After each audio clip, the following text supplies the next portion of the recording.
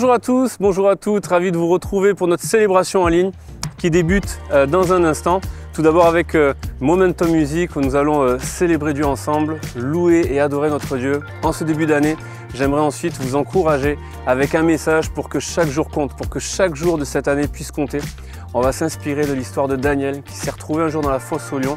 Tout comme peut-être dans cette année, il y aura des choses compliquées, mais celui qui est en nous est plus grand que celui qui est dans le monde. Alors avant de pouvoir être encouragé par ce message, je vous invite à célébrer Dieu avec nous, avec Momentum Music. Que Dieu vous bénisse. Bonjour à tous et bienvenue à l'église Momentum. On est heureux de vous accueillir ce matin pour adorer et accueillir Jésus dans ce lieu. On est vraiment reconnaissant parce que Jésus nous a sauvés ce matin. Et c'est son nom que nous allons élever dans ce lieu. Et on va chanter ce chant qui dit « C'est là mon témoignage, je suis sauvé ». Je veux t'entendre, Église, louer ton Dieu ce matin. On y va? J'ai vu l'ennemi s'effondrer, l'obscurité se dérober. Malgré tout, un mystère est insaisissable. Mon nom est écrit là dans le ciel. J'ai vu sa puissance en action, sa force de résurrection. Pourtant ce mystère reste insaisissable. Mon nom est écrit là dans le ciel. Oui, mon chant demeurera éternel. Je vais t'entendre, Église. C'est là mon témoignage. Je suis sauvé. Sa grâce a changé ma vie. Je chanterai par Jésus mon Rédempteur justifié. Voilà mon témoignage.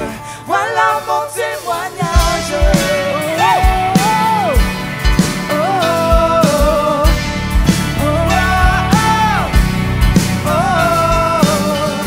Rassemblons-nous devant celui qui par son sang nous a franchis. Adorons le Père, le Fils, le Saint-Esprit. Mon Dieu fera ce qu'il a promis. Oui, en lui, tout est déjà accompli. Crois-le ce matin et déclare. C'est là mon témoignage. Je suis sauvé. Sa grâce a changé ma vie. Je chanterai par Jésus mon Rédempteur justifié. Voilà mon témoignage. Voilà mon témoignage. Oh, oh, oh, oh,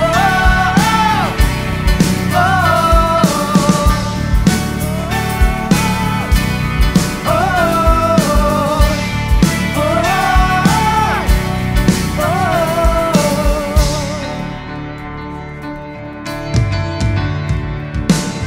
tant que je vis, tu agis.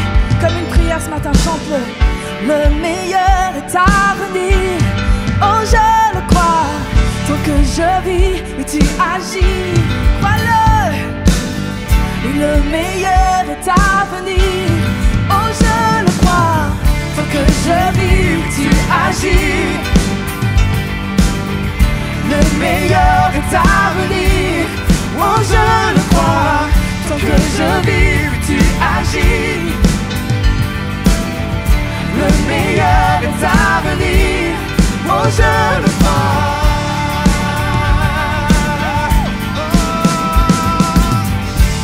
C'est là mon témoignage. Je suis sauvé. Sa grâce a changé ma vie.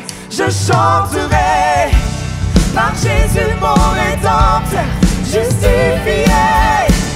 Voilà mon témoignage. Je suis sauvé.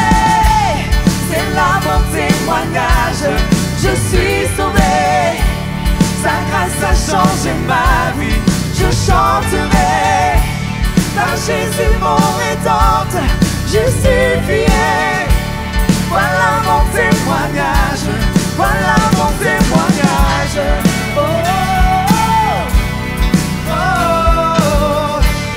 oh, oh, oh, oh, oh.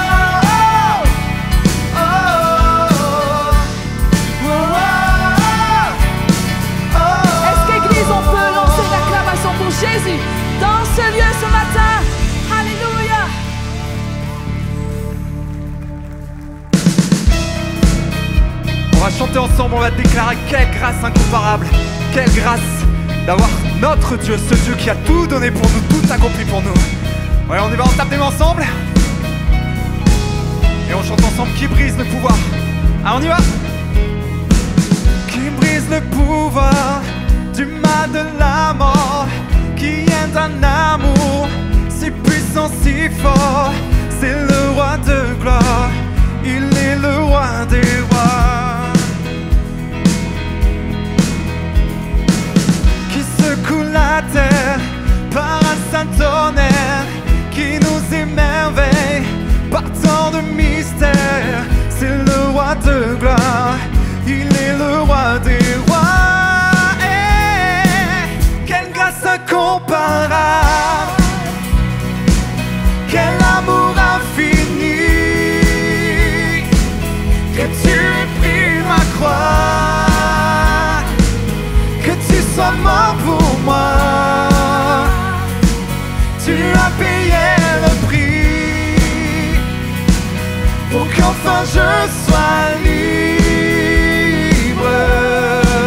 Oh, oh, Jésus, je te chante pour ce que tu as fait.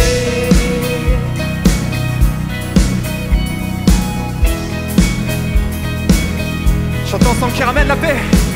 Qui ramène la paix dans la confusion, change les orphelins en fils et en filles. C'est le roi de gloire, il est le roi des rois, qui règne sur les peuples dans la vérité. Oui, comme le soleil de tout son éclat. C'est le roi de gloire, il est le roi des rois. Quelle grâce incomparable, quel amour infini, que tu aies pris ma croix, que tu sois mort pour moi. Tu as payé le prix pour qu'enfin je sois libre. Oh, oh, Jésus, je te chante pour ce que tu as fait. On va déclarer ensemble, digne est l'agneau sacrifié. Digne est l'agneau sacrifié, digne est le roi vainqueur sur la mort. Digne, tu es digne, digne est le roi. Déclarons-le, digne est l'agneau sacrifié,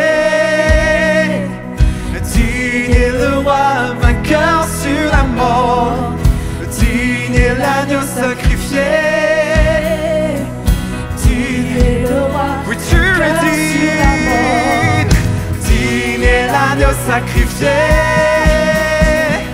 digne est le roi vainqueur sur la mort. Digne est l'agneau sacrifié.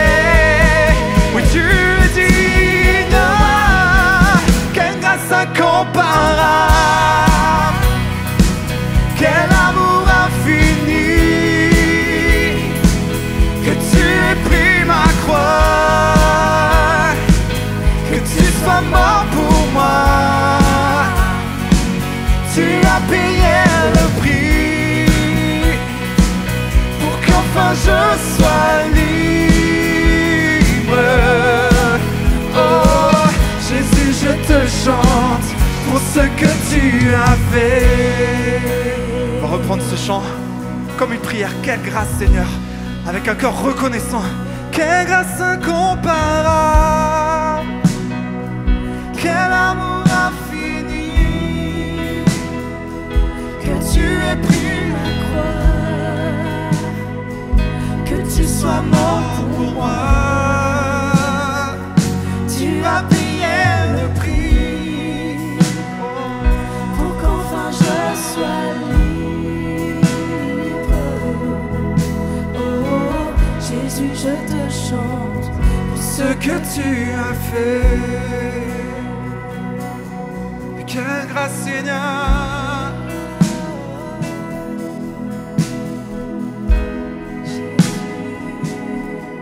Oh, quelle grâce, Seigneur. Tu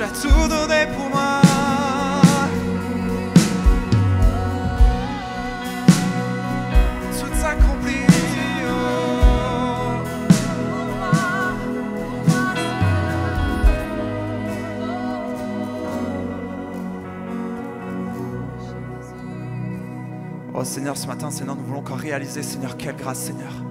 Quelle grâce, mon Dieu, parce que tu as tout donné pour nous, sans rien attendre en retour. Tu nous as aimé le premier, tu m'as aimé le premier, Seigneur. Tu as tout accompli par amour pour moi, Seigneur. Et vraiment, ce matin, Seigneur, nous voulons, Seigneur Jésus, être reconnaissants, Seigneur. Nous voulons être reconnaissants, Seigneur, et te dire combien, Seigneur, nous sommes dans la joie, Seigneur, d'être tes enfants, de t'appartenir, Seigneur. Seigneur, nous n'aurons jamais assez de mots, Seigneur. Alors, Seigneur, vois nos cœurs reconnaissants, Seigneur, parce que tu es toujours là pour nous, fidèles, Seigneur. Et tu as tout donné, tout accompli. Et jour après jour, tu es là à nos côtés, Seigneur. Élevons nos mains en signe d'adoration vers Dieu et chantons. Alors j'élève les mains pour t'adorer encore et encore. Tout ce que j'ai, c'est un Alléluia. Alléluia. Je n'ai rien trouvé qui soit digne de ta majesté. Si ce n'est mon cœur qui chante Alléluia.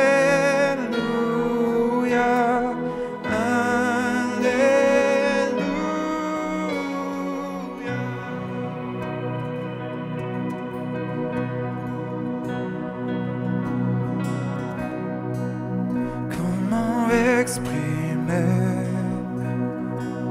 toute ma gratitude. Je n'ai pas les mots et rien de nouveau. Je pourrais chanter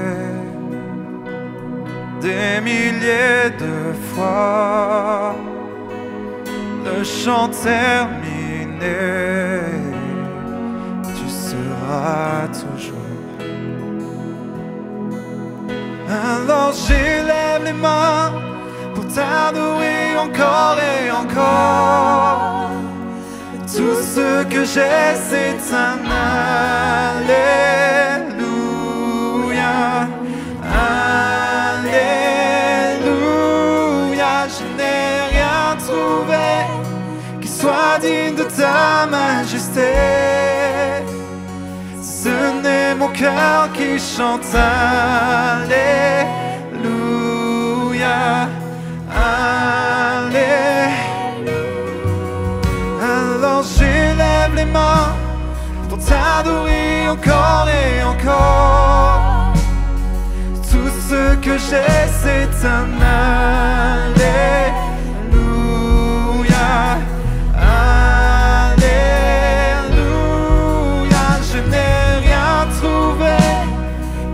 Digne de ta majesté. Ce n'est mon cœur qui chante Alléluia. Alléluia.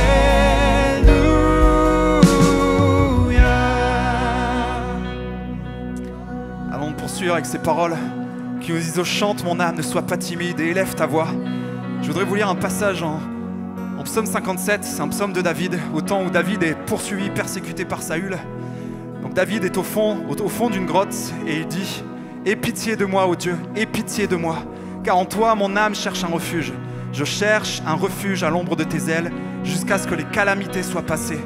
Mon âme est parmi des lions, je suis couché au milieu de gens qui vomissent la flamme, au milieu d'hommes qui ont pour dents la lance et les flèches, et dont la langue est un glaive tranchant. Et à la suite de ça, il y a ce fameux Sélah, ce fameux temps de pause, ce temps que David a pris pour adorer Dieu. Et après ce temps de louange, il s'écrit: mon cœur est affermi, ô Dieu, mon cœur est affermi. Je chanterai, je ferai retentir mes instruments. Réveille-toi, mon âme. Réveillez-vous, mon luth et ma harpe. Je réveillerai l'aurore et je te louerai parmi les peuples, Seigneur.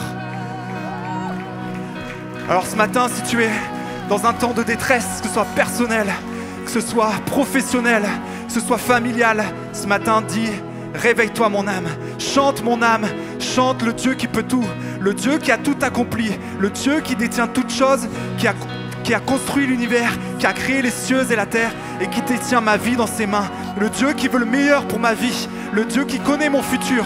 Alors chantons, déclarons, oh chante mon âme, ne sois pas timide et réélève ta voix, parce que je crois qu'alors que tu loues ton Dieu, Dieu agit dans ta vie. On y va ensemble? Mon âme, sois pas timide et élève ta voix, car tu as un lion qui rugit en toi.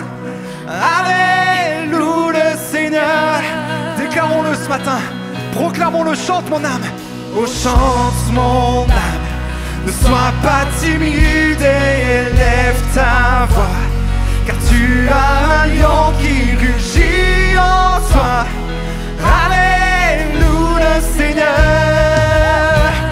Oui, chante mon âme, oui, chante mon âme, ne sois pas timide et élève ta voix, car tu as un lion qui rugit en toi.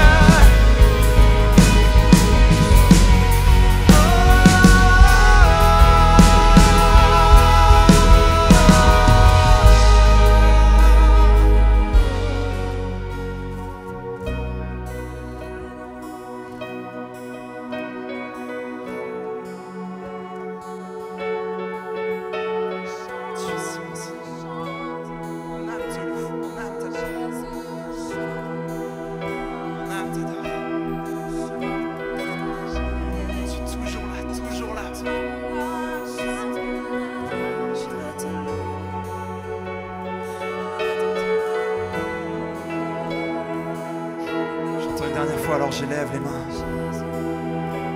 Oh Dieu tout-puissant. Alors j'élève les mains pour t'adorer encore et encore. Tout ce que j'ai, c'est un Alléluia. Alléluia. Je n'ai rien trouvé qui soit digne de ta majesté. Chante Alléluia. Allez. On va le déclarer encore une fois. Alors j'élève les mains. Levons nos mains ce matin vers Jésus. Que partout dans ce lieu, les mains soient levées vers Jésus en signe d'adoration. Et que ton cœur y chante Alléluia ce matin. N'aie pas honte, ne sois pas timide. Dieu t'a donné un esprit de vainqueur ce matin. Alors élève ton roi. Je n'ai rien trouvé qui soit digne de ta majesté, si ce n'est mon cœur qui chante Alléluia. Alléluia. Alléluia. Je t'adore Seigneur. Que partout dans ce lieu un chant nouveau s'élève vers Jésus. Je t'aime, Seigneur. Alléluia.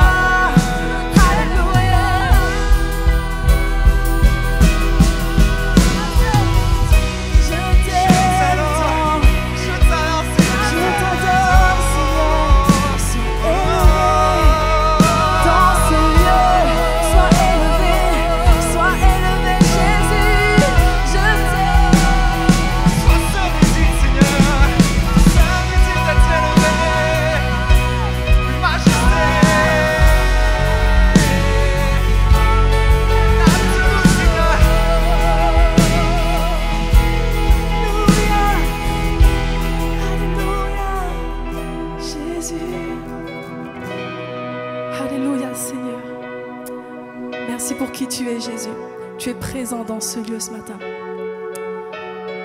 Alléluia. Je ne sais pas quel feu tu traverses ce matin, quelle épreuve, quelle est ta situation ce matin. Mais j'ai envie de te dire que Dieu ne te laissera jamais tomber. Il ne t'a jamais laissé. Il a tout donné à la croix. Il n'a pas laissé tomber les amis de Daniel dans la fournaise. Dieu a été présent avec eux. Ce matin, j'ai envie de te dire que Jésus est là. Il est là dans ta situation. Il est là pour ta famille. Il est là pour toi. Tu n'as juste qu'à le louer ce matin. Que ton âme élève son nom ce matin. On va déclarer ensemble qu'il était là, qu'il est là et qu'il sera encore là à nos côtés. Comme une prière ce matin, que ton âme s'élève vers Jésus. Alléluia. Il y a une grâce quand mon cœur traverse le feu. Une autre voix quand tout sombre autour de moi. Et quand je pense à la différence entre qui j'étais et qui je deviens, je sais que je ne serai jamais seule. Il était avec moi dans le feu, là à mes côtés. Il était présent dans la tempête, apaisant les nerfs. Et s'il m'arrive un jour d'oublier le prix payé pour moi, il y a la croix qui porte le poids d'un sauveur mort à ma place. Et il est avec moi dans le feu. Et il est avec moi dans le... Crois-le ce matin, Église, il est avec toi dans le feu.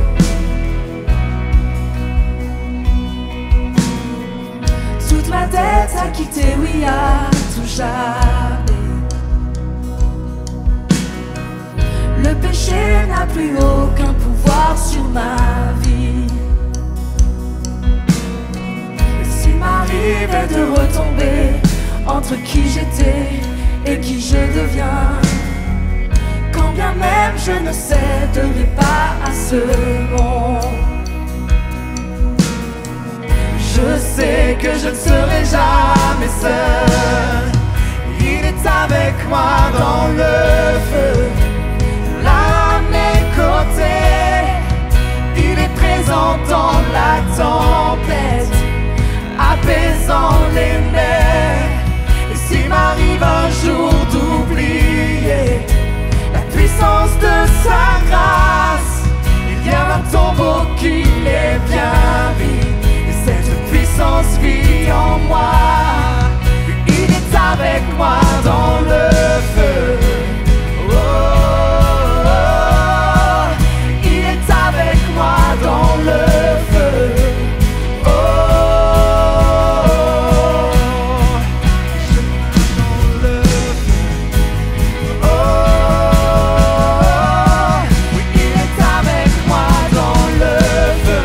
Et je vois la lumière.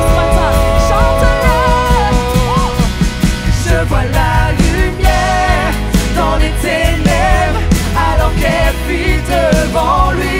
J'entends dans les cieux un rugissement quand sa gloire nous envahit. Je sens la terre trembler là sous nos pieds, alors que les murs s'effondrent. Rien ne peut nous séparer, rien ne peut nous séparer. Je vois la lumière dans les ténèbres, alors qu'elle vit devant lui. J'entends dans les cieux un rugissement quand sa gloire nous envahit. Sans la terre trembler là sous nos pieds, alors que les murs s'effondrent. Rien ne peut nous séparer, rien ne peut nous séparer.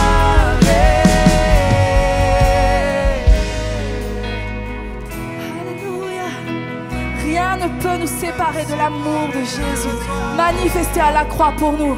Alléluia. Il n'y a aucun autre nom comme le nom de Jésus. Lui qui était et qui est et sera à jamais. Donc peu m'importe ce qu'il adviendra, entre qui je suis et qui je deviens, Je sais que je ne serai jamais. Chante-le, je sais que je ne serai jamais seul. Je sais que je ne serai jamais seul. Tu seras avec moi dans le feu, là à mes côtés. Tu seras présent dans la tempête, apaisant les mers. Et s'il m'arrive un jour d'oublier ta beauté envers moi, je me réjouirai même dans Déclare-le, je me réjouirai dans l'épreuve, car tu es là. Je vois la lumière dans les ténèbres, alors qu'elle fuit devant lui. J'entends dans les cieux un rugissement quand sa gloire nous envahit. Sans la terre trembler là sous nos pieds, alors que les murs s'effondrent. Rien ne peut nous séparer, rien ne peut nous séparer. Je vois la lumière dans les ténèbres, alors qu'elle fuit devant lui. J'entends dans les cieux un rugissement quand sa gloire nous envahit. Sans la terre trembler là sous nos pieds, alors que les murs s'effondrent. Rien ne peut nous séparer, rien ne peut nous séparer. Alléluia. Il sera avec nous dans l'épreuve. Si tu traverses l'épreuve ce matin, si tu traverses le feu, sache que Dieu est en train de travailler ton cœur, de te travailler pour la suite, car le meilleur est à venir. Ne baisse pas les bras, il est avec toi. On va le chanter ensemble. Tu seras avec moi, même dans l'épreuve, je vais me réjouir, parce que je sais que tu es là, Seigneur. Alléluia, tu seras avec moi dans le feu. Tu seras avec moi dans le feu, là à mes côtés. Tu seras présent dans la tempête, apaisant les mers. Et s'il m'arrive un jour d'oublier ta bonté envers moi, je me réjouirai même dans l'épreuve, car je sais que tu es là. Je me réjouirai même dans l'épreuve, car je sais que tu es là.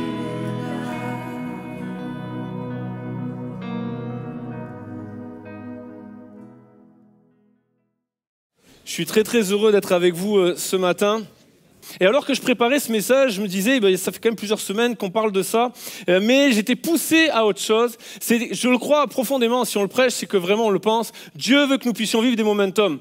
Dieu a des momentum dans nos vies, des moments où tout va basculer. Mais je le crois aussi, Dieu veut nous conduire à être un momentum dans la vie de quelqu'un d'autre. Alors mon message va se tourner là-dessus et d'être des gens, des hommes et des femmes qui marquent l'histoire. Je me souvenais de ça quand je préparais le message. Pour ceux qui ne le savent pas, pendant mon enfance, mon adolescence, un petit peu addict, un petit peu malade du football. Je connaissais tous les matchs des Girondins de Bordeaux, je connaissais les scores, les buteurs, enfin tout.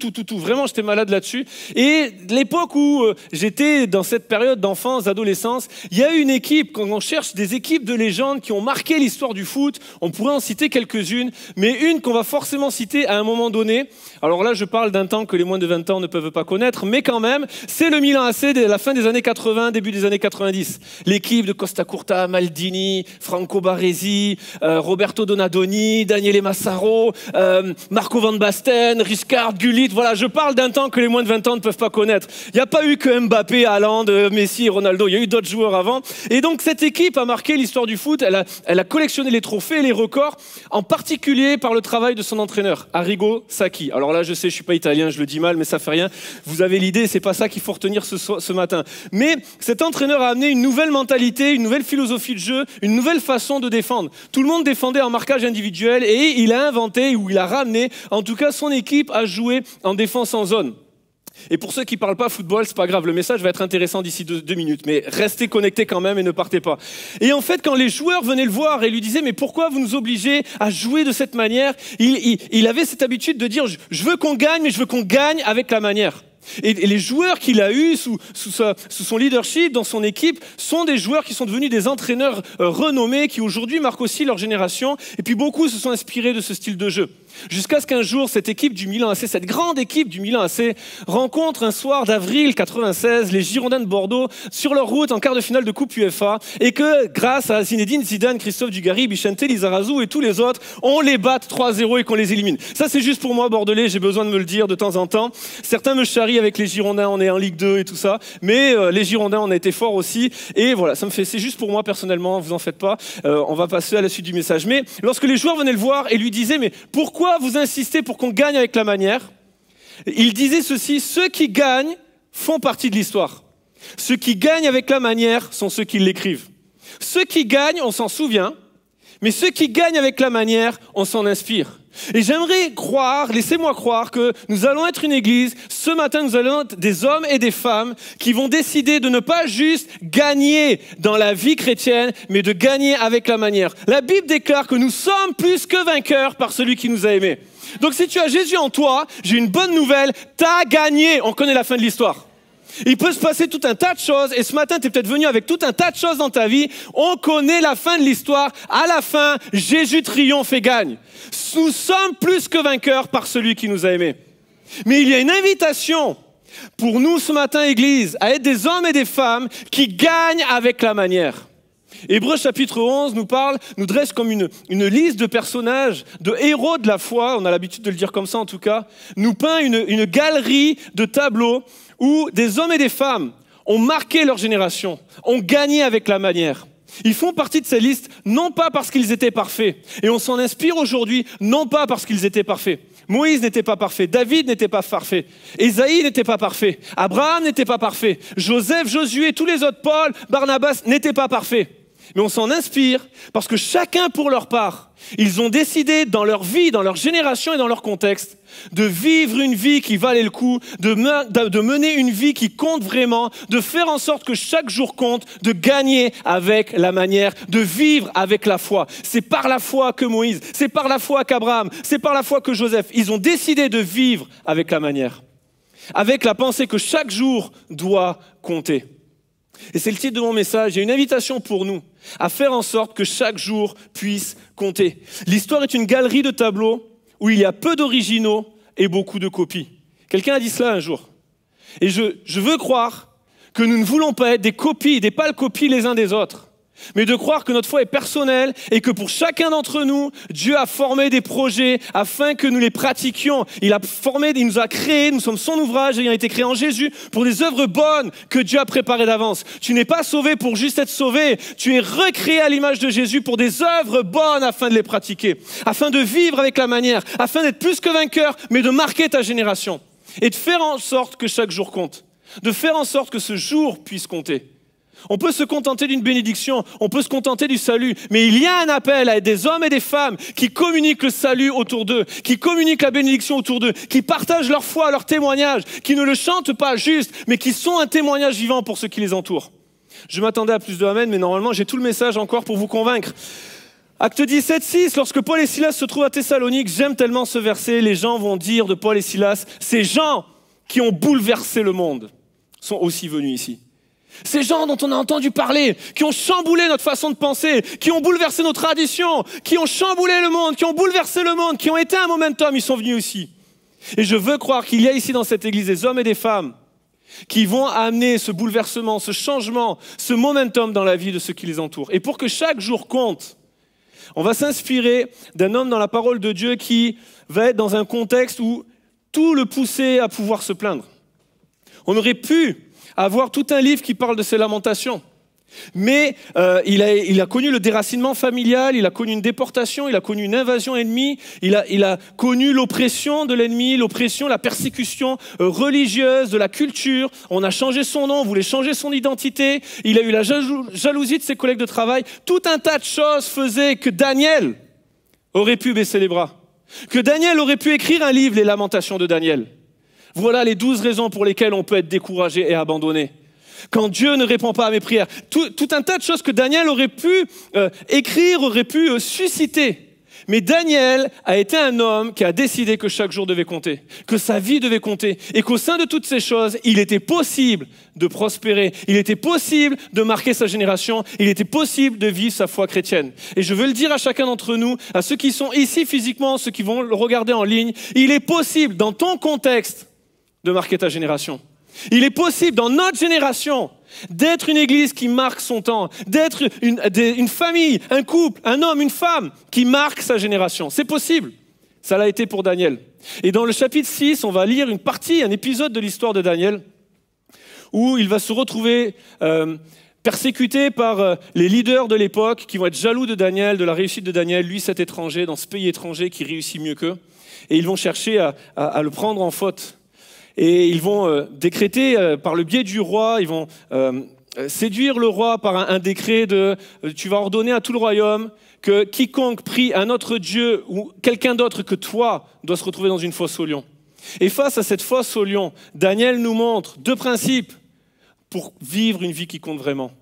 2 choses qui nous montrent que c'est possible, dans notre contexte, d'avoir une vie qui compte vraiment. La première chose, c'est qu'à nos résolutions répondra le succès. À ce que tu vas décider aujourd'hui et ce matin, répondra le succès. Et je ne parle pas de réussir dans la vie, je parle de réussir sa vie. Je parle de mener une vie qui va marquer sa génération, une vie qui compte vraiment. Vous savez, quand on fait les voyages missionnaires, on ne le fait pas pour être renommé, on rencontre des gens qui vivent leur vie pour que chaque jour compte. Des gens qui sont prêts à tout quitter, à tout laisser, à consacrer leur vie pour que la vie compte vraiment, pour que ce jour compte vraiment dans la vie de quelqu'un d'autre. Et Daniel était de cette trempe-là. Daniel était un homme de conviction. Daniel, c'était un homme de résolution. C'était un homme de principe. La première chose que nous voyons de Daniel, Daniel 1,8, alors qu'il vient juste d'être déporté, la Bible nous dit « Daniel, résolu de ne pas se souiller ». Et la fin du chapitre 1, « Ainsi fut Daniel jusqu'à la première année du roi Cyrus ». Qui est Cyrus? C'est le roi qui a mis fin à la déportation. Pendant tout le temps de sa captivité, Daniel était un homme de résolution, peu importe le contexte, peu importe les rois, peu importe l'opposition, Daniel résolu de ne pas se souiller. Et peut-être quelqu'un, dans son quotidien, fait part est en proie et fait face à la difficulté, à la tentation, au compromis, à diverses situations qui peuvent l'accabler. J'aimerais te dire de la part de Dieu, c'est une bonne décision de résoudre en son cœur de ne pas se souiller et de ne pas pécher. Parce que tu attires la bénédiction de Dieu. Pas celle qui est passagère, celle qui enrichit et qui n'est suivie d'aucun chagrin. Ça sera toujours une bonne décision dans nos vies de ne pas se compromettre avec la facilité, de ne pas se lier avec le compromis. Papa, maman, c'est une bonne idée de ne pas se souiller. Employé, c'est une bonne idée de ne pas se compromettre avec l'argent. Mari, femme, c'est une bonne idée de ne pas se compromettre et de ne pas se souiller en faisant l'adultère. Ça sera toujours une bonne idée de ne pas se souiller. Vous inquiétez pas, j'attendais pas des applaudissements et des amens retentissants. Mais c'est la Bible. Daniel résolu de ne pas se souiller. Et la bénédiction de Dieu, elle est aussi attirée par une vie, un homme qui se tient dans la pureté, un homme de conviction, un homme de principe, un homme qui ne se livre pas dans le compromis. Et la détermination de Daniel nous conduit à ne pas laisser les circonstances décider pour nous. Vous savez, je le dis, je le redis, tout un tas de choses auraient pu le conduire à prendre un autre chemin, à se laisser influencer par les circonstances. Mais c'est la foi de Daniel qui a influencé les circonstances. Ce ne sont pas les circonstances qui ont influencé sa foi, parce que c'était un homme déterminé, c'était un homme de conviction, c'était un homme résolu. Un homme je ne parle pas des résolutions du 1er janvier qu'on arrête le 2 janvier. Je parle de résolutions, de ferme conviction, de quelqu'un qui se tient à sa parole et à ses prises de décision. La détermination nous conduit à ne pas laisser les circonstances décider pour nous. Alors qu'il y a la fosse aux lions, Daniel n'est pas en proie au découragement, Daniel n'est pas en train de vaciller dans sa foi, au contraire. Et j'aimerais encourager quelqu'un, si tu fais face à la fosse aux lions comme Daniel, tu ne crains pas la voix du lion rugissant qui rôde autour de toi quand Jésus, le lion de la tribu de Juda, vient en toi. Tu ne crains pas les liens que l'ennemi veut mettre sur toi quand Jésus, celui qui brise les liens et les chaînes, est à tes côtés. Tu ne crains pas les paroles de l'ennemi qui changent ton nom, qui veulent changer ton identité quand Jésus, qui a les paroles de la vie éternelle, est avec toi. Daniel avait ses yeux fixés sur les promesses. Daniel avait les yeux fixés sur la présence de Dieu. Daniel était un homme de prière. Alors que la fosse aux lions lui est promise, la Bible nous donne un éclairage sur la vie de Daniel que je trouve tellement inspirant. et qui doit nous parler aujourd'hui. En fait, alors que la fosse aux lions arrive, si on ne connaît pas l'histoire et qu'on lit le livre de Daniel, on pourrait se dire, Daniel chapitre 6, Daniel fut précipité dans la fosse aux lions, les lions se régalèrent et fin de l'histoire. On passe à un livre suivant. Mais la réalité, c'est que ce n'est pas ce qui s'est passé. Pourquoi ? Parce que la fosse n'a pas le pouvoir de mettre le mot fin sur ta vie. Parce que la fosse n'est qu'une étape. La fosse ne peut rien contre toi quand le lion de la tribu de Juda vit en toi. Il y a quelque chose de plus fort qui vit en nous. Et Daniel a les yeux fixés sur cette promesse et sur cette réalité spirituelle. La fosse, ce n'est pas le moment où tu écris ton testament. C'est le moment où tu engages ton témoignage. Lorsque je vois Daniel, je ne vois pas un Daniel qui, lorsqu'il apprend que le décret est fait, et qui se réfugie dans sa chambre et qui commence à écrire la biographie de Daniel, les mémoires de Daniel, comment résister dans la déportation. Non, il n'écrit pas tout ça. Il ne met pas le mot fin sur sa vie. Il n'écrit pas son testament. Daniel, la Bible nous dit que, verset 10, lorsqu'il sut que le décret était écrit, il se retira dans sa maison où les fenêtres de la chambre supérieure étaient ouvertes dans la direction de Jérusalem. Et 3 fois par jour, il se mettait à genoux, il priait, il louait son Dieu comme il le faisait auparavant. Je trouve ça tellement fort de la part de Daniel. Daniel ne va pas dans sa chambre et puis « Seigneur, pourquoi ? Pourquoi encore ? Pourquoi moi ?» Non, on voit un Daniel qui se réfugie dans sa chambre, oui. Les fenêtres tournées, non pas vers Babylone, non pas vers la fosse aux lions, non pas vers son passé, non pas vers ses capacités, mais vers Jérusalem, ce qui lui rappelle qu'il y a une fin à la déportation, c'est là qu'il est destiné. Et ça lui rappelle tout ça, les promesses de Dieu pour son peuple. Et il est tourné vers Jérusalem. Et alors qu'il se jette à genoux, la Bible nous dit, il priait et il louait son Dieu, comme il le faisait auparavant. Réfléchissons 2 secondes, c'est un homme qui est en déportation, c'est un homme qui est en captivité, c'est un homme qui subit l'oppression d'un roi étranger, et pourtant il loue son Dieu. Daniel était capable de louer, même dans l'adversité, parce que c'est dans l'épreuve que ton témoignage est véritablement engagé.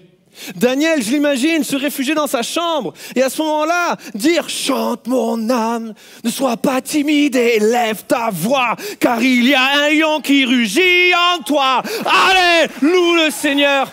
J'imagine Daniel priait et louait son Dieu comme il le faisait auparavant. Il y a une invitation et notre louange sera véritablement puissante. Non pas lorsque Dieu a répondu, mais lorsque Dieu ne répond pas, parce que Dieu reste fidèle à sa parole. Les gens qui sont autour de nous ont besoin, pour que chaque jour compte, d'hommes et de femmes qui n'engagent pas un témoignage lorsque tout va bien. C'est facile d'être chrétien et d'être fidèle à Dieu quand tout va bien, les amis. C'est plus compliqué quand tu vas aller dans la fosse aux lions. Mais les gens autour de nous n'ont pas besoin d'un Dieu qui est juste génial et qui nous bénit. Ils en ont besoin, mais ils vont le découvrir en découvrant des hommes et des femmes que lorsqu'il y a fosse aux lions, je reste fidèle à Dieu parce que c'est lui qui est fidèle et lui est puissant. Il y a besoin d'une génération d'hommes et de femmes, de Daniel, qui, lorsqu'il y a la fosse aux lions, ne prient pas pour que la fosse aux lions soit enlevée de leur vie, mais qui prient et qui louent comme ils le faisaient auparavant. Daniel n'avait rien de plus que nous. Et au contraire, nous, on a la fin de l'histoire. En plus, on sait que Jésus, il va venir, que Jésus va régler le problème du péché, il va mourir pour nous sur la croix, on va être réconciliés avec Dieu, on a l'éternité qui s'ouvre devant nous, la vie éternelle, le pardon de nos péchés, et nous sommes le temple du Saint-Esprit. Alors je n'ai pas moins que Daniel, même si je n'ai pas des lions vraiment. Et c'est possible dans ma vie, par la puissance du Saint-Esprit. Des fois, on l'oublie parce qu'on regarde les livres pour enfants, les Bibles pour enfants. Et on a l'impression que, limite, les lions, ils jouent aux cartes au moment où Daniel arrive et qu'ils allaient lui chanter « L'amour brille sous les étoiles ». Non, à mon avis, les lions, quand ils ont vu Daniel, ils ont dit « Un ami à gauche, un ami à droite, à tous bon appétit ». C'est ça qui s'est passé. Un lion, c'est méchant. Et Daniel, il n'a pas 20 ans, il ne sort pas de Basic Fit et de toutes les autres salles de musculation pour dire « Ouais, c'est bon, je me suis préparé, je vais y aller au combat et puis c'est bon ». Non, c'est 3e roi déjà qu'on voit dans le livre de Daniel, donc ce n'est pas le premier, ça fait plusieurs années de captivité. Daniel, il a une bonne 60aine d'années, les amis. Et face au lion, il ne peut rien faire. Si il peut prier, tourner vers Jérusalem et louer son Dieu comme il le faisait auparavant. Parce qu'il y a un principe, les amis, que je vais imager. Vous Vous savez, lorsque on croit en Jésus, notre foi, elle est naissante. Et lorsqu'on croit en Jésus, notre foi est semblable à ce petit pistolet à eau. Il a un peu d'impact, il peut atteindre une cible qui n'est pas trop loin, et puis il aura un peu d'impact, mais l'impact reste limité. Et notre foi est appelée à grandir. Et lorsque on veut avoir plus d'impact, on veut pouvoir toucher plus de personnes à travers notre témoignage, la réalité, c'est que c'est illusoire de croire que ce sera avec cette petite foi. Parce que cette foi a besoin de grandir. Alors je peux parler plus fort, je peux appuyer plus fort, mais je n'ai pas plus d'impact. Ce qui produit plus d'impact dans ma foi et dans ma vie, vous savez ce que c'est? C'est d'avoir plus de pression. Et lorsque j'ai plus de pression, je peux avoir plus d'impact. Je sais ce qui se passe en ce moment. Ceux qui sont au premier rang se disent « Pourquoi ? Pourquoi j'ai voulu l'encourager à venir au premier rang ?» Ensuite, ceux qui sont nouveaux et qui ne me connaissent pas, je sais ce qui se passe aussi, vous vous dites « Est-il aussi fou qu'on le pense ?» Et tous les gens qui me connaissent bien, soyez rassurés, pourront vous dire « Oui ». Parce que notre foi est meilleure sous la pression. Là, j'ai jamais eu un auditoire aussi attentif que ça de ma vie à 11h30. Vous avez oublié que vous avez faim, qu'il fait chaud, que le prédicateur est long. Non, vous avez oublié tout ça. Là, vous vous dites pourvu qu'il ne le fasse pas. Si, je vais le faire. Et donc, la réalité, c'est que la foi est meilleure sous la pression. Parce que j'ai plus de pression, j'ai plus d'impact. Et ma foi, c'est la même chose. Hébreux 11. Si on parle de la foi de ces hommes et de ces femmes, c'est parce qu'il y a eu la pression de l'épreuve. Pas parce que toutes les choses ont été faciles. Pas parce que tout a été tranquille dans leur vie. Pas parce qu'il n'y a eu que des bénédictions. Mais parce qu'il y a eu l'épreuve. Puis, n'ayez pas peur, je ne vise pas la caméra. Ah oui, il faut une justice et une équité. Sinon, les gens, ils se déplacent après au bout d'un moment. Et pour ceux qui sont au fond, oui, je suis capable de descendre de l'estrade. Vous en faites pas. L'avantage, c'est qu'il n'y a pas une autre célébration. Le message peut durer 50 minutes et je n'ai aucun problème avec ça. La réalité, c'est que notre foi est meilleure sous la pression. Notre foi ne grandit pas avec les bénédictions. Notre foi ne grandit pas quand tout va bien. Notre foi grandit quand elle est mise à l'épreuve. Jacques dit, l'or est éprouvé par le feu.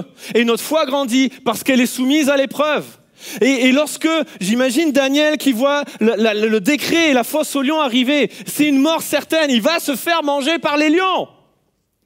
Et il va dans sa chambre et il n'écrit pas, il prend pas son crayon pour écrire ses mémoires.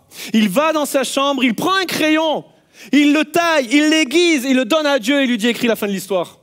Parce que notre foi est meilleure sous la pression. Alors j'aimerais te dire, ce matin peut-être tu es venu en espérant sortir de la fosse, que la fosse se retire de ta vie même. Mais j'aimerais te dire, ce matin, c'est le moment où tu laisses le contrôle de ta vie à Dieu. C'est le moment où tu lui laisses la plume de ta vie et où tu lui dis, prends le contrôle, écris la fin de l'histoire, ma foi sera meilleure sous la pression. La foi est meilleure sous la pression.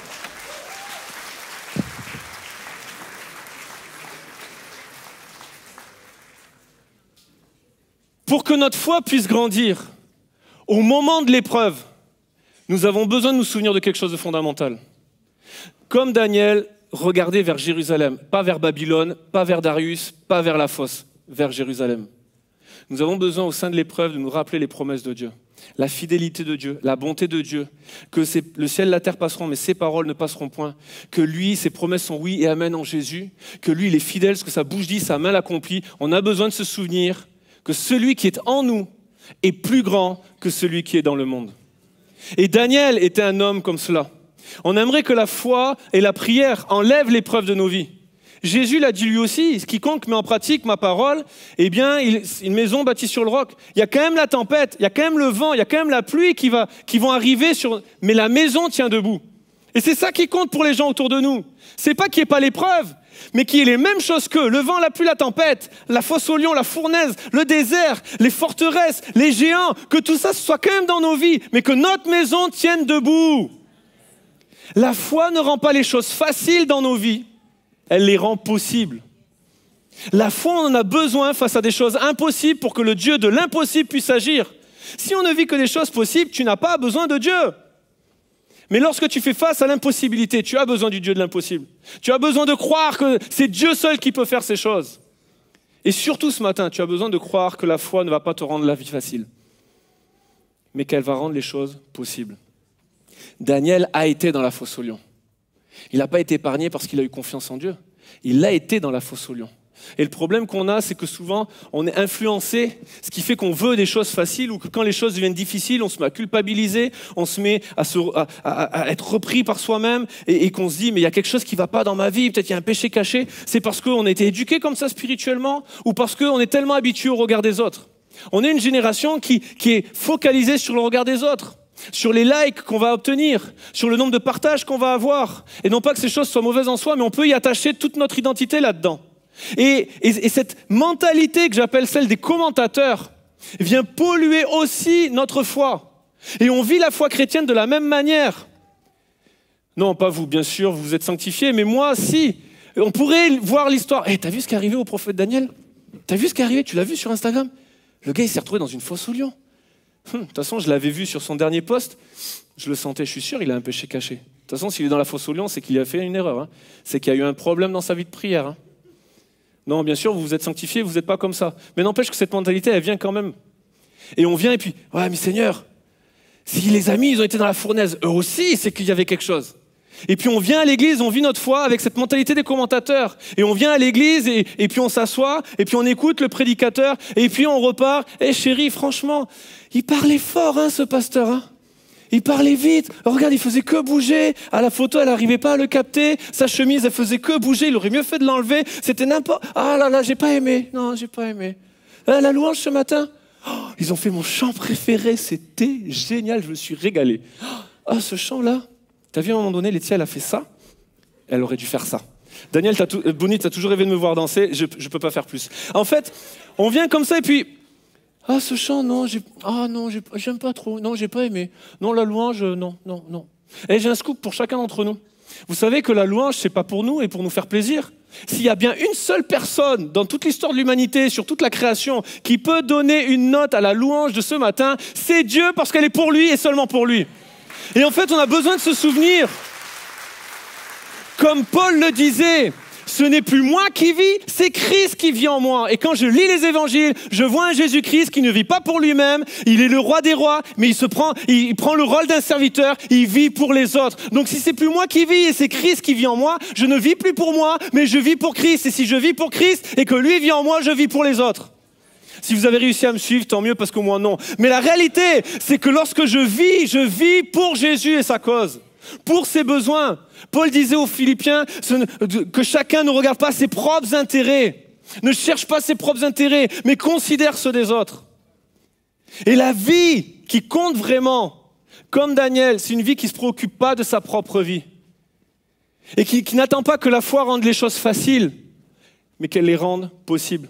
Parce que la foi peut faire ce que les capacités ne peuvent plus faire.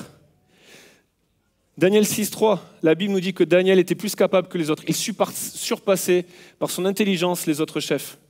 La foi peut faire ce que l'intégrité ne peut plus faire.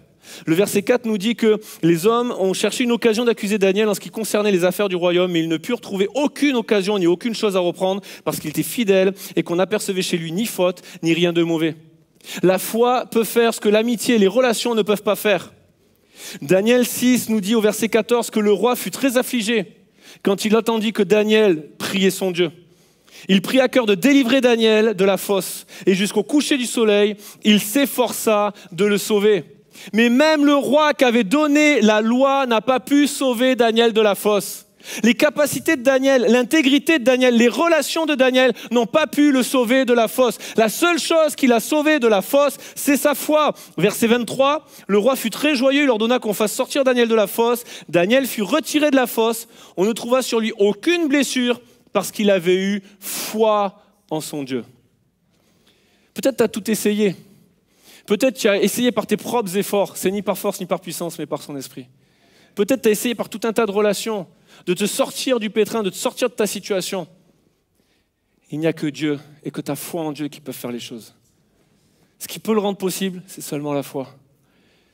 Et peut-être ce matin, tu es là et tu te dis, c'est cool ce qu'il dit, mais moi je suis déjà dans ma fosse depuis un petit bout de temps. Les lions, ils sont de plus en plus proches et de plus en plus rugissants. Mais je suis tout seul. Et ce matin, tu es venu en te disant, il faut que je sorte de ma fosse. J'aimerais vraiment te dire de la part de Dieu, ce n'est pas le moment de sortir de la fosse. Aujourd'hui, c'est le moment où tu dois faire entrer Jésus dans ta fosse. Parce que ce qui compte, c'est pas de ne pas entrer dans la fosse, mais comment tu vas en sortir, mort ou vivant. Et ce dont nous avons besoin, c'est de faire entrer Jésus dans nos fosses, de mourir à nous-mêmes afin d'en sortir plus vivant que jamais. Je veux encourager quelqu'un qui est dans la fosse au lion. Et peut-être tes capacités et tout ce que tu as essayé n'a pas réussi et ça a échoué. La foi, ce matin, peut faire ce que tu n'as pas réussi à faire, ce que les autres n'ont pas réussi à faire, ce que les médecins n'ont pas réussi à faire. La foi peut faire ce que les autres ne peuvent pas faire. Dieu peut faire ce que les autres ne peuvent pas faire, parce que rien n'est impossible à notre Dieu. Mais laisse Dieu prendre le contrôle de ton histoire, même s'il te conduit à prendre certains risques. Daniel est un homme qui a pris des risques. Faut pas croire que ça a été facile. Déjà, il a prié son Dieu alors qu'il fallait surtout pas prier son Dieu. Alors certains me diront, oui, mais il a été dans sa chambre. Il n'a pas fait un live Insta pour le montrer à tout le monde. Certes, mais n'empêche qu'il a adressé le roi. Il a parlé au roi. Il n'a pas eu peur de lui parler et de dire, oui, c'est vrai. Oui, je prie mon Dieu 3 fois par jour. Il a adressé le roi. Il a pris des risques. Et laisser Dieu prendre le contrôle de ton histoire va t'amener à prendre des risques pour lui. Mais j'aimerais te dire, ça vaut le coup. Il vaut mieux prendre des risques avec Dieu à ses côtés, de ne prendre aucun risque dans sa vie et de ne pas avoir Dieu à ses côtés. Parce que prendre des risques te conduit dans une vie où Dieu a toute autorité. Face au roi Darius, il n'y a que Dieu qui a autorité. Lorsque Pierre veut sortir de la barque, il n'y a que Dieu qui a autorité sur l'eau. Lorsque Moïse fait face à la mer Rouge, il n'y a que Dieu qui a autorité sur les eaux de la mer Rouge. Lorsque Josué fait face à Jéricho, il n'y a que Dieu qui est plus grand que les forteresses. Lorsque David fait face à Goliath, il n'y a que Dieu qui est plus grand que Goliath et plus puissant que Goliath. Prendre des risques nous conduit dans une vie où Dieu a toute autorité. Et prendre des risques nous conduit dans une vie de miracle. Aucun homme, aucune femme dans la Bible n'a regretté de prendre des risques. Rahab a pris des risques. Ruth a pris des risques. Déborah a pris des risques. Esther a pris des risques. Moïse a pris des risques. Josué a pris des risques. Gédéon a pris des risques. Paul a pris des risques. Pierre a pris des risques. Mais parce qu'ils ont pris des risques, le risque s'en est suivi du miracle. Abraham a pris le risque de quitter sa famille. Il est devenu père d'une grande nation. Josué a pris le risque de ne pas combattre, mais de faire le tour d'une muraille et de pousser un cri de joie, et les murailles sont tombées. Pierre a pris le risque de quitter sa barque, mais il a marché sur l'eau. Lorsque tu prends un risque conduit par Dieu, alors tu es conduit dans une vie de miracle et de surnaturel. Tu es conduit dans quelque chose qui est impossible aux hommes, mais qui est possible à Dieu. J'aimerais inviter les musiciens à revenir, mais lorsque nous laissons Dieu prendre le contrôle, ce qui se passe, c'est qu'au lieu que Dieu soit spectateur de notre œuvre, nous sommes spectateurs de la sienne. Quand nous laissons Dieu prendre le contrôle, ce n'est pas Dieu qui doit être spectateur de notre œuvre. C'est nous qui sommes spectateurs de la sienne. Parce qu'en fait, il y avait la fin de l'histoire, c'est pas que Daniel sorte vivant de la fosse au lion. Vous relirez le chapitre 6 et vous verrez que quand Daniel va sortir de la fosse au lion, l'histoire ne se termine pas là. Le verset 25 nous dit « Après cela, pendant que les musiciens s'installent, le roi Darius écrivit à tous les peuples, à toutes les nations, aux hommes de toute langue qui habitaient sur toute la terre. Que la paix vous soit donnée avec abondance. J'ordonne que dans toute l'étendue de mon royaume, on ait de la crainte et de la frayeur pour le Dieu de Daniel. Car il est le Dieu vivant, il subsiste éternellement, son royaume ne sera jamais détruit, sa domination durera jusqu'à la fin. C'est lui qui délivre et qui sauve, qui opère des signes et des prodiges dans les cieux et sur la terre. C'est lui qui a délivré Daniel de la puissance des lions. » Il y avait plus que la fosse aux lions. Il y a ce que ton œil voit et ce que ton œil ne voit pas.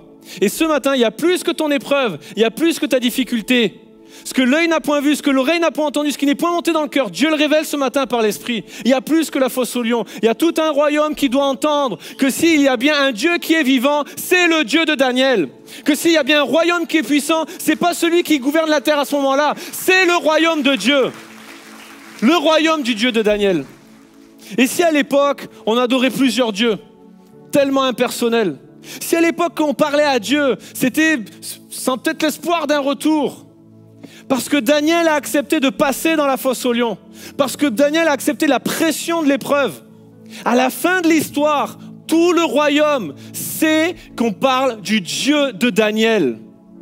Et si aujourd'hui tu passes par l'épreuve et la fosse, si ce matin tu es dans cette difficulté, C'est parce que des gens autour de toi ont besoin d'entendre que le Dieu de Mathieu Perrault, le Dieu de Bonnie Kwamela, le Dieu de Baptiste Marquez, met ton nom et ton prénom, mais que ton Dieu, c'est lui le Dieu vivant. Pas un Dieu qui est lointain, pas un Dieu dont j'ai entendu parler un jour, pas un Dieu dont j'ai lu brièvement quelques paroles. Mais le Dieu de cette personne-là, le Dieu de mon voisin, le Dieu de mon collègue de travail, c'est lui qui opère des signes et des prodiges. C'est lui qui est vivant, c'est lui qui délivre, c'est lui dont le règne subsiste à toujours. Et pour ça, il y a besoin d'hommes et de femmes. Pour que le Dieu de Daniel soit connu, il y a besoin que Daniel aille dans la fosse aux lions avec Dieu. Il y a besoin que Daniel aille dans la fosse aux lions pour que l'ange agisse et que Daniel sorte vivant de la fosse aux lions.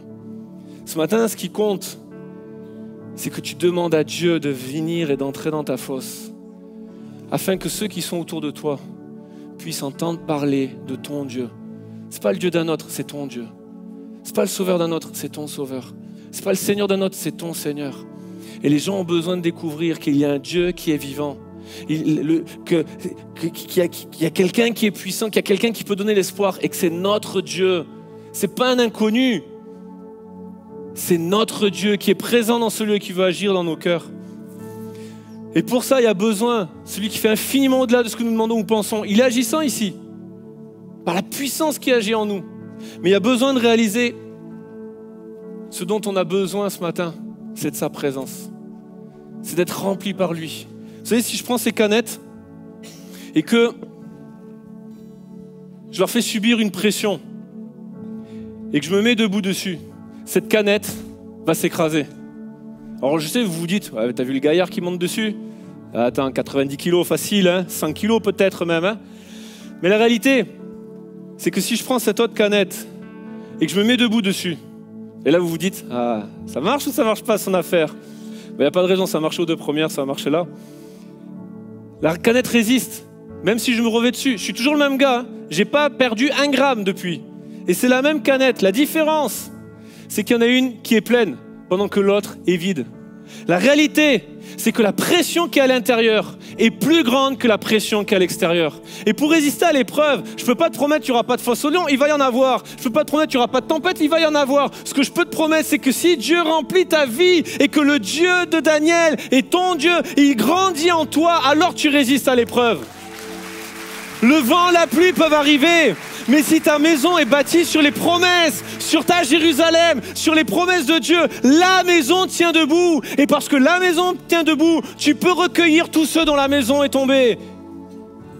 Il y a besoin d'une église d'hommes et de femmes qui ce matin vont faire le choix que ce jour va compter et que ce matin, je vais me débarrasser du compromis, je vais me débarrasser du péché, je vais prendre la résolution de ne pas me souiller, je vais prendre la résolution d'être déterminé, de me tourner vers Jérusalem, de ne pas demander que la fosse soit retirée, mais que Jésus, tu viennes dans ma fosse, que tu me remplisses, que tu m'inondes de ta présence, que tu m'inondes de ton esprit, que tu me remplis jusqu'à ce que je puisse déborder et toucher ceux qui sont autour de moi.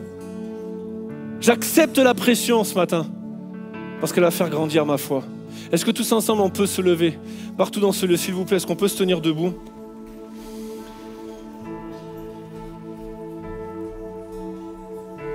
J'aimerais dire à 2-3 personnes qui sont dans cette situation de fosse aux lions,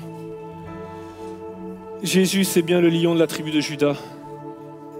Et quand bien même ton père, ta mère t'abandonneraient, l'Éternel ne t'abandonnera jamais. Pas un seul instant il t'a laissé, pas un seul instant il te laisse, pas un seul instant il te laissera. C'est plus qu'un chant que nous avons déclaré tout à l'heure par rapport aux amis de Daniel et la fournaise. Mais la réalité, c'est que Dieu n'est pas un mercenaire qui se dit « Ah, fosse aux lions, je n'y vais pas ». Non, au contraire, il se précipite, il va faire un miracle. Et là, ce matin, il attend juste que tu exprimes ta foi. Alors qu'on est tous debout, qu'on a les yeux fermés, qu'on ne regarde pas ce qui se passe autour de nous. J'aimerais lancer un appel à toutes celles, tous ceux qui veulent que ce jour compte vraiment, qui veulent faire cette prière. Seigneur, remplis ma vie afin de chasser le péché. Remplis ma vie afin que je déborde pour toi. Remplis ma vie afin que dans ma fosse aux lions, je sois plus vivant que jamais et que mon témoignage puisse s'écrire et écrire une page de l'histoire nouvelle dans la vie de ceux qui sont autour de moi. Oui, j'accepte la pression. J'accepte l'épreuve pour que ma foi grandisse et que ce jour compte vraiment. Toutes celles, tous ceux qui veulent répondre à cet appel, là où vous êtes, tout simplement, levez votre main, je voudrais prier pour vous. Il y a plusieurs mains qui se lèvent, un petit peu partout à travers ce lieu. Et de la même façon que Daniel s'est précipité dans sa chambre et qu'il a prié et loué son Dieu, j'aimerais vous inviter, toutes celles, tous ceux qui ont levé la main, à faire quelque chose peut-être qui n'est pas habituel et qui ne sera que symbolique, mais qui va symboliser votre démarche de foi. Tous ceux, toutes celles qui ont levé la main, alors tout le monde a les yeux fermés, venez sur le devant s'il vous plaît. Venez dans ce qui va représenter votre chambre et puis tournez-vous vers les promesses de Dieu. Et avec l'équipe de louanges, on va prier et louer Dieu comme jamais on l'a fait auparavant peut-être.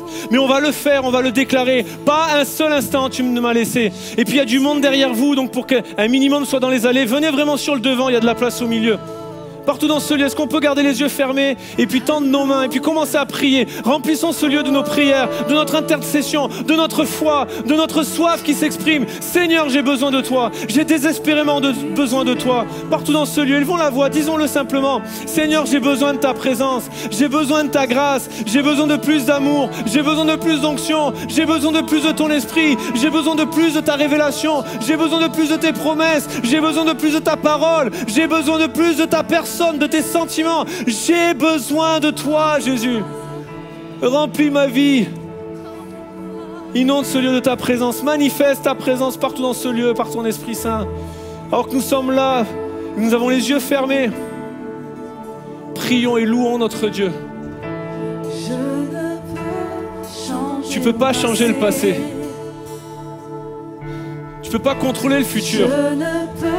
Mais maintenant, tu peux décider de prendre une résolution qui va changer ta vie. Mais je sais qu'ici maintenant, Le Seigneur est présent. Sa parole est vraie. tu es là, ta promesse De tout notre cœur. Je ne peux rien sans ta présence. Avec force, tous ensemble. Je ne peux rien sans ta présence. Viens me trouver dans ce lieu. Mon seul besoin, c'est plus de toi. Viens me trouver dans ce lieu.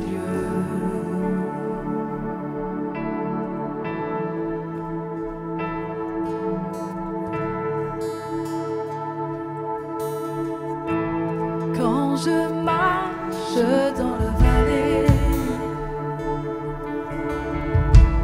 ton amour vient terrasser ma peur. Comme le soleil dessine l'ombre, ta gloire apparaît dans ma faiblesse.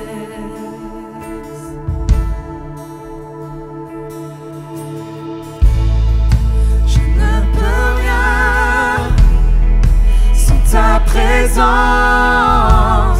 Viens me trouver dans ce lieu. Mon seul besoin, c'est plus de toi. Viens me trouver dans ce lieu. Je ne peux rien sans ta présence. Viens me trouver dans ce lieu. Mon seul besoin, c'est plus de toi. Viens me trouver dans ce lieu. Alléluia.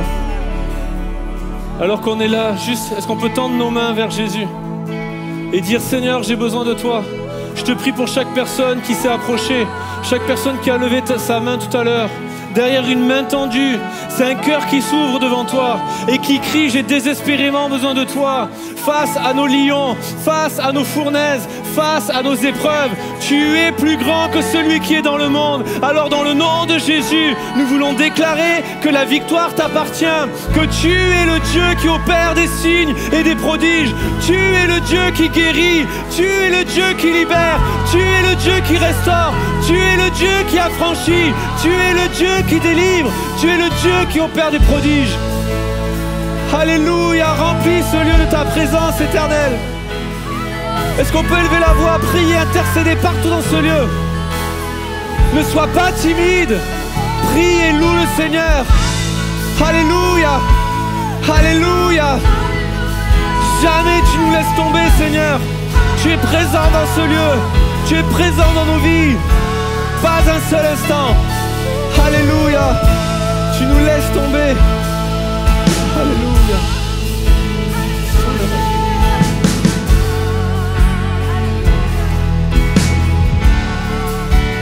Pas un seul instant, tu ne m'as laissé. Seigneur, tu es ici. Seigneur, tu es ici. Par ton Saint-Esprit, nous reprenons vie. Seigneur, tu es ici. Seigneur, tu es ici. Pas un seul instant,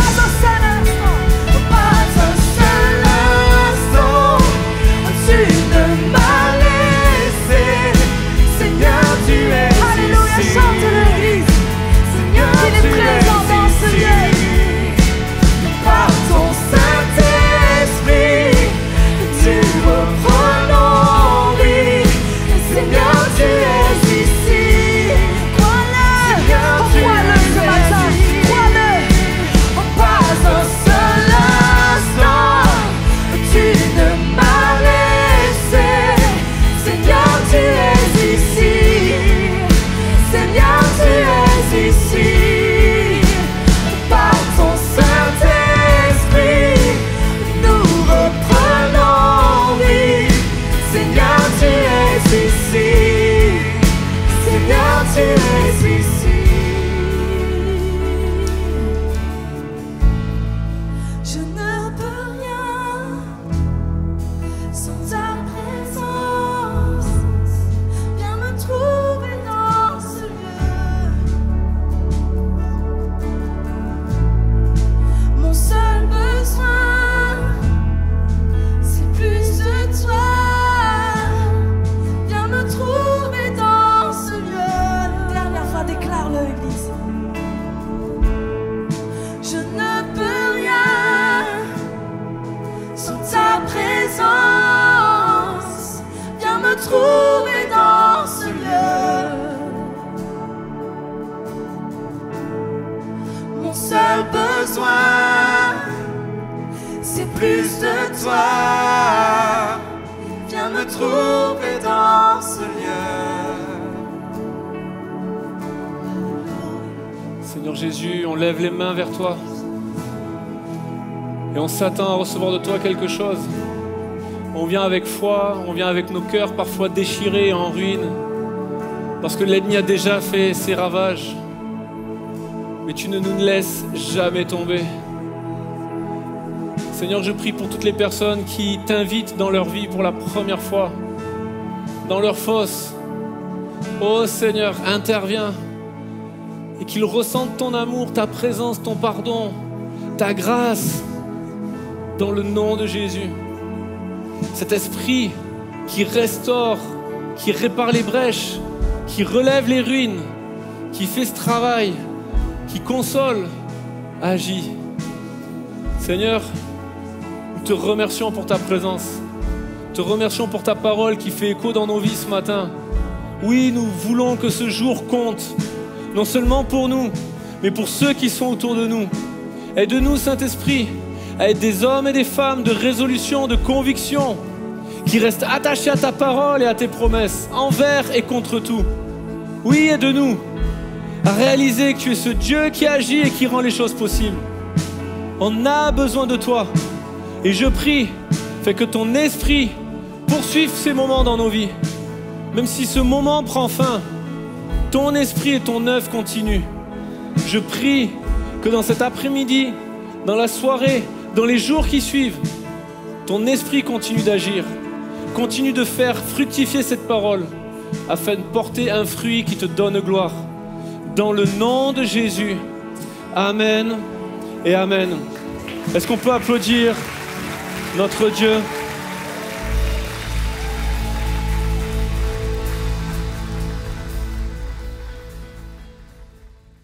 Merci à chacune, à chacun d'avoir été avec nous pour cette célébration en ligne, encore une fois. J'espère que vous avez été encouragés par ce message et je vous encourage pour cette année, pour que chaque jour puisse compter, à laisser Dieu prendre le contrôle de votre histoire. Merci pour votre présence, merci également pour vos dîmes, vos offrandes régulières qui nous permettent de pouvoir vous bénir à travers ces célébrations en ligne. Également, si vous avez besoin de prière, si vous avez besoin qu'on vous accompagne et que l'on prie avec vous, pour vous, il y a un formulaire dans les commentaires, je vous encourage et que je vous invite à remplir pour qu'un de nos conseillers puisse prendre contact avec vous et prier avec vous. Et enfin, nous avons notre webinaire qui prend place ce jeudi. Je vous invite à vous inscrire pour connaître le lieu de notre prochaine implantation. Et avec vous, nous croyons que Dieu va faire des exploits. Que Dieu vous bénisse.